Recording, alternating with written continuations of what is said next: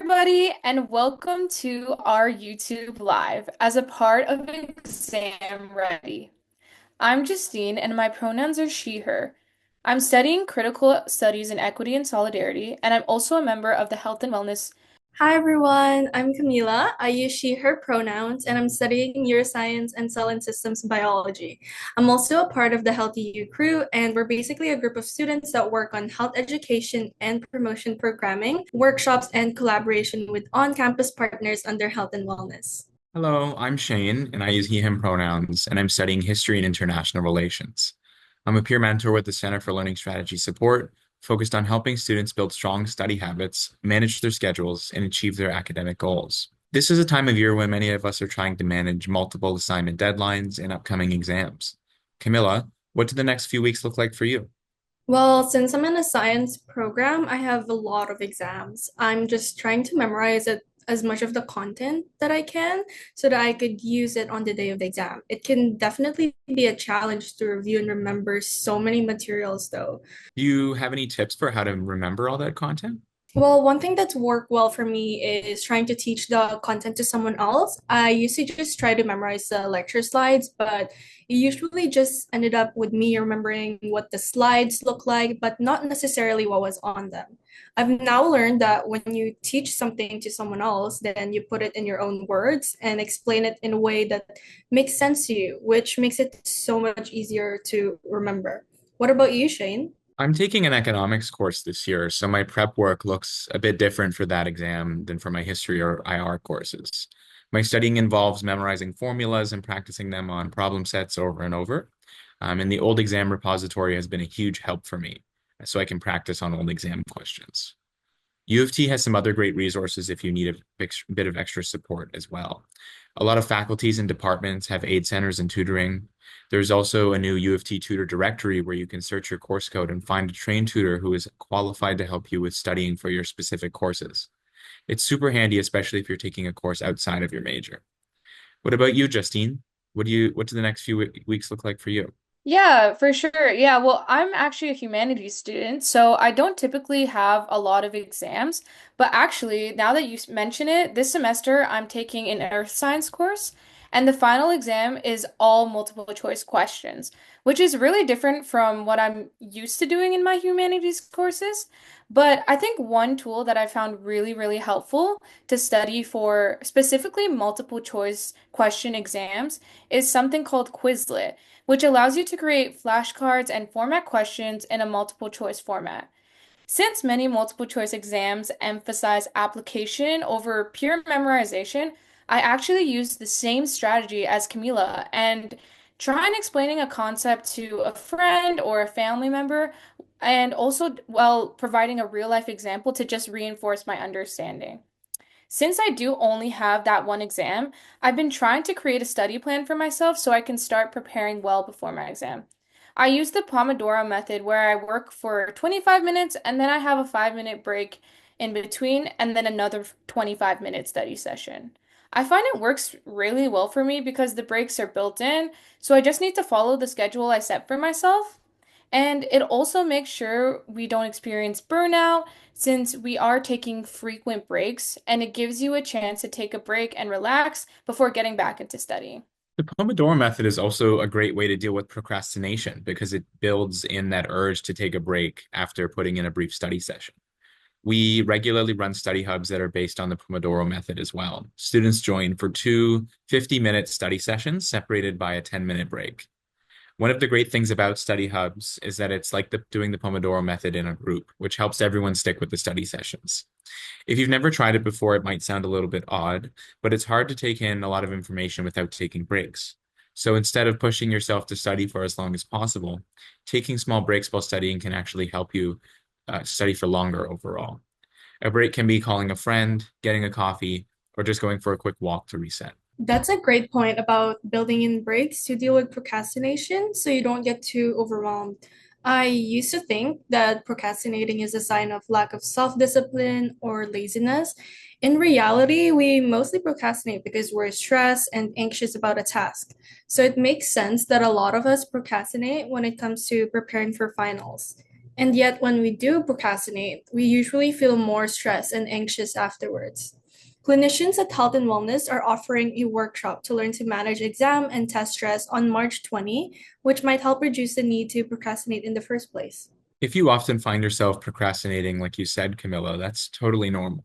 But you might want to check out the Night Against Procrastination, which starts on March 20th at 5 p.m. The Center for Learning Strategy Support and other St. George campus partners are hosting online workshops to support your learning and in-person activities to help you de-stress and connect with other students. Because there are so many options, students can get individual support or join the workshops and access the supports that are going to work best for them. You can find the list of events and offerings at uoft.me/NAP. Yeah, the Night Against Procrastination is actually such a great event. I know I have definitely procrastinated and I could definitely use an event like that. I know there are also a ton of great resources on the CLSS website's resource library. So if you actually can't make it on the 20th, definitely check those out too. One thing I've personally found helpful is switching what I study every 30 minutes or so. If you're studying for multiple exams, changing topics can help you from burning out. For sure, that's spaced repetition, and it's actually one of the most consistently effective study strategies. Another one I really like, especially for exam prep, is making a calendar of deadlines so you can see what you need to do and start to think about how much time you need to give yourself to complete each task. If you can break down your tasks into smaller steps, that's even better because it's always easier to take things one step at a time than try to do everything all at once. We have a weekly schedule template in the CLSS resource library, as well as a workshop that's happening tomorrow called Managing Your Midterms and Finals, where you can learn some other time management strategies. Yes, I totally agree that planning out your work in a calendar is super helpful. Writing centers at U of T are also an awesome resource, especially if you have essay-based courses like I do. They can help you with your essays, whether it's grammar and spelling, how to structure your papers, or even how to come up with a thesis. Appointments do fill up fast, but you can put your name on a waiting list for your college's writing center for a last-minute appointment if one becomes available. Some even host drop-ins with no appointments needed, and I think that's very helpful as well. Also, I just want to add that AI also helped me save time in my exam prep. I spent so much time just trying to think about what questions the professor might ask, and I found it really helpful to use AI to make multiple choice questions and practice on those. If you want to explore some other ways that you can incorporate AI into your exam prep, we're holding a workshop on that topic called Exploring AI as a Learning Tool on March 19th, where students can share how they're using AI as a study tool.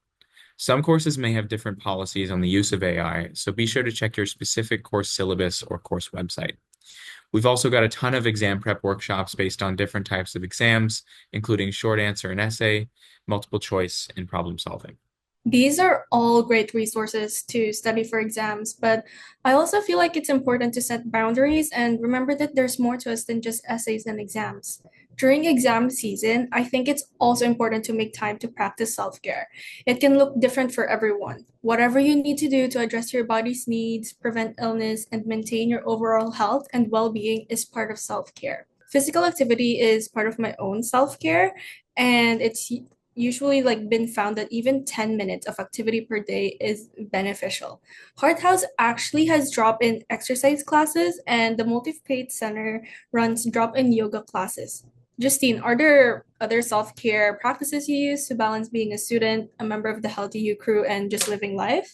Yeah, as a student in humanities, there's definitely a lot of writing and reading, and that can be super strenuous on the brain. I think one practice on the topic of self-care that I partake in is just simply going for a walk with my dog and just getting a breath of fresh air and walking in nature. Actually, speaking of dogs, one event that's coming up that can be a great way to de-stress is pet therapy.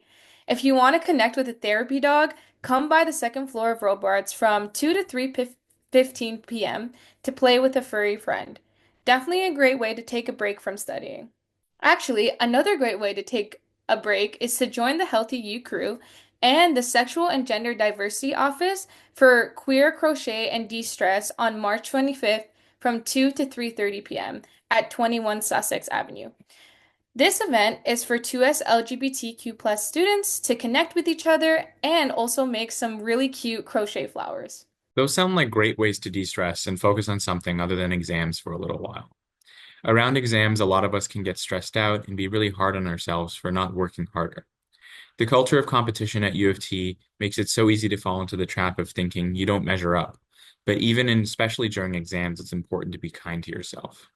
If you want to learn some ways to practice self-compassion in your everyday life, there's a workshop on March 28th called Managing Your Inner Critic that helps cover some helpful strategies.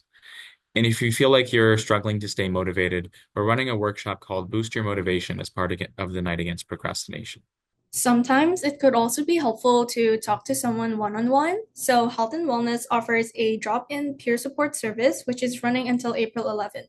It's basically a one on one, non judgmental, and confidential mental health support staffed by trained U of T students. They can talk through some of the emotions students may be feeling during exam season or just any anxieties they might have. The peer supporters are from a variety of backgrounds, programs, and levels of study. So chances are they know exactly what you're feeling around this time of year and can provide support to help you through it and connect you to other resources on and off campus. You can drop in anytime between 11 a.m. and 4 p.m. on campus, Tuesdays to Fridays, or chat with them on Zoom from Wednesdays to Fridays until April 11th. That sounds like a great way to also have some social connection during exams. I feel like a lot of us tend to overlook the importance of socializing when exams and assignments start piling up. Contrary to what some might think, socializing and connecting with others can actually boost your focus rather than harm it. So when I'm planning out my study schedule for exams, I also try to book in some time to spend with friends. That is so true, Shane. I think when it comes to exams each year, socializing with friends is one of the first things we let go of. Another thing that I think we're too quick to sacrifice during exams is definitely our sleep. It's honestly so important to get a good night's sleep, which personally helps me balance school, work, fun, and just hanging out with my friends and family. I can definitely say that my stress levels affect my quality of sleep, and that poor sleep then affects my mood and ability to concentrate the next day. I think speaking from personal experience, spending some time before bed to just wind down can really be helpful. For me, that's listening to my favorite podcasts, making a nice hot cup of tea, or even just talking to a friend on FaceTime or my roommates. Speaking of getting good sleep, U of T actually has a sleep well workshop on April 7th that talks about how sleep affects our health and well-being. And it also provides great tips on what you can do to wake up feeling more rested and refreshed. That's great, Justine. As we come to the end of the session, it is important to note that how you manage stress is personal, just the same with learning technique. What works for you may not work for others, and everybody goes at their own pace. That's right. You don't have to use all these tools all the time or all at once. There are a lot of supports and options available because everyone is different. I hope today you learned about one or two resources that will help you get exam ready. Thank you all for listening and joining today.